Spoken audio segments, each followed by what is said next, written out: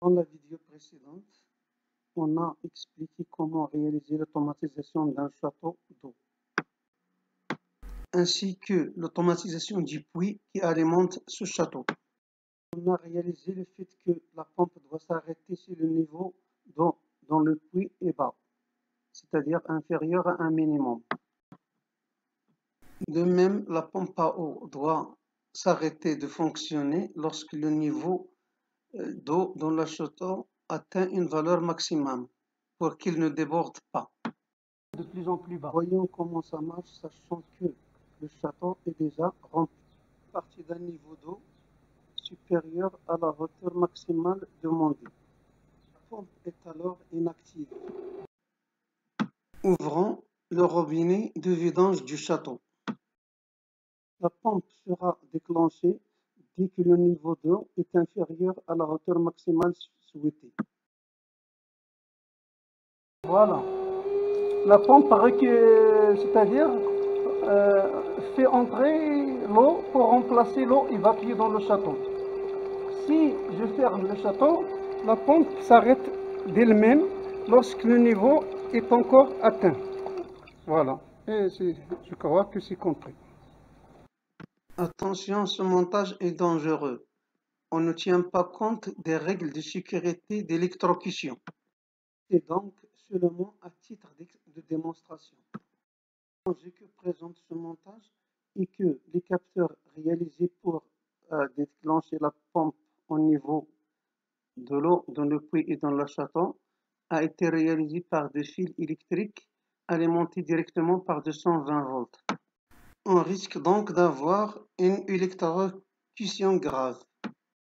Pour éviter ce problème d'électrocution, pour éviter le risque d'électrocution, on doit alimenter les capteurs par des tensions basses telles que 12 volts, par le biais de relais ou de transistors ou des montages électroniques. Et surtout, de nos jours, on utilise une carte Arduino qui pilote ces niveaux d'eau. Dans cette vidéo, nous allons présenter la carte Arduino et comment elle peut jouer le rôle de ces fils conducteurs qui automatisent le château et le puits.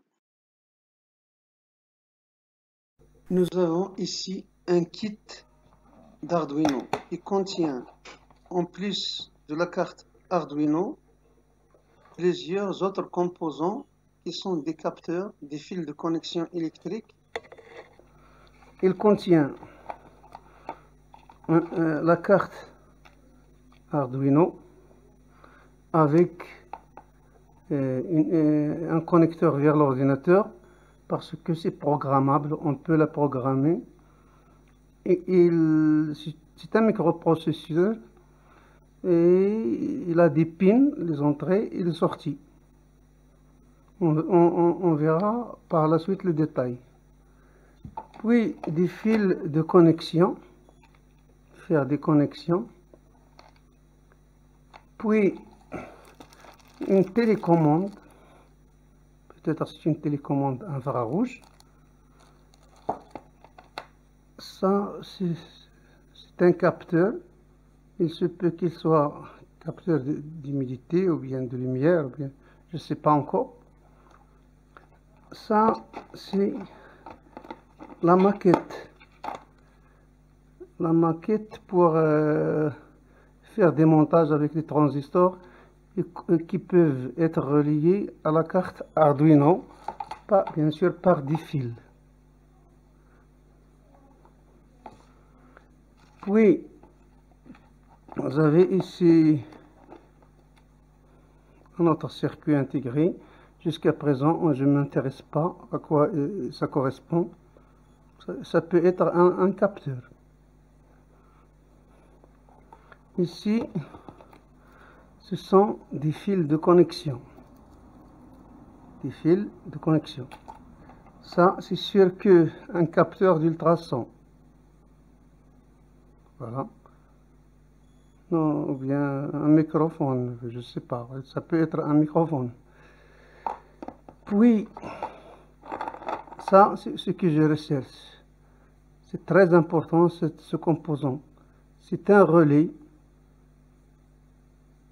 un relais qui permet de commander une sortie de 220 volts par une entrée qui vient de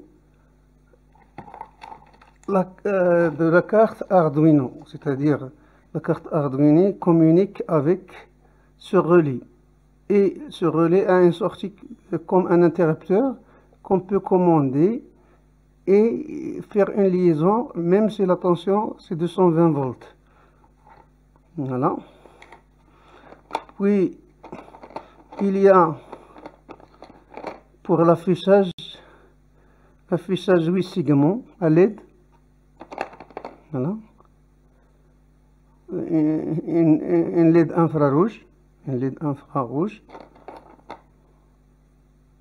Ça, on va voir par la suite qu'est-ce que ça veut dire. Un circuit intégré qui pilote des choses. Un afficheur complet. Et un ensemble de LED. Un ensemble de LED. Puis, ça, celui-ci, je crois aussi, c'est un capteur d'humidité. Il y a des rayures ici. Et la résistance entre ces rayures peut varier en fonction de l'humidité. Mais ce n'est pas encore sûr. Ça, c'est une autre pièce dont on va se renseigner. Ça, ce sont des touches, des touches comme un clavier.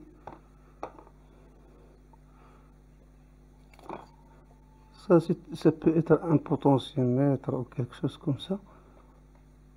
Ça, c'est un potentiomètre pour faire varier la résistance. Voilà. Et on a ici un ensemble de résistances et de LED. Ça, ce sont des boutons poussoirs. Des boutons poussoirs comme interrupteurs. C'est ça. Je remets tout en place. Même la carte. Les relais. Il y a un autre étage, on va voir par la suite. Mais on doit remettre tout en ordre. Les fils.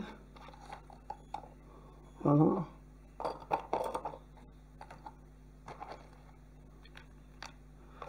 On va voir l'étage suivant.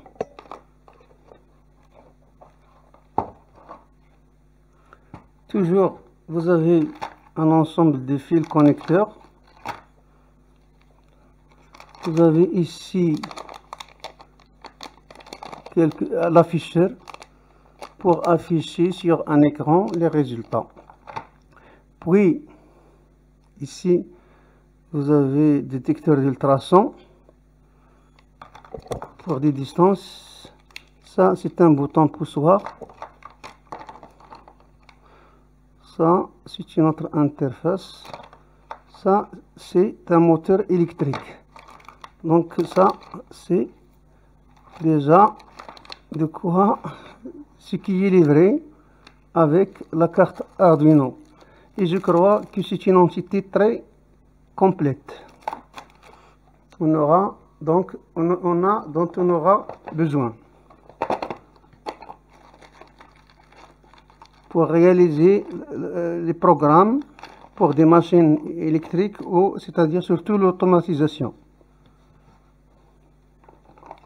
Le cœur du montage sera toujours la carte Arduino qu'on peut brancher d'abord à l'ordinateur pour installer les logiciels adéquats pour le fonctionnement. Puis, une fois le programme est installé, avec un langage bien sûr qui doit être compris ou téléchargé, peut être exécuté. Et voilà pour cette séance. On verra par la suite. c'est très simple de se familiariser avec la carte Arduino. On peut alimenter cette carte Arduino par l'USB lié à un ordinateur ou une tension continue 12 volts. On doit télécharger d'abord le logiciel pour Arduino Uno. On doit apprendre quelques éléments de base de la programmation ou langage Arduino. Sinon, on trouve sur Internet des compilations déjà faites. Et à la prochaine vidéo.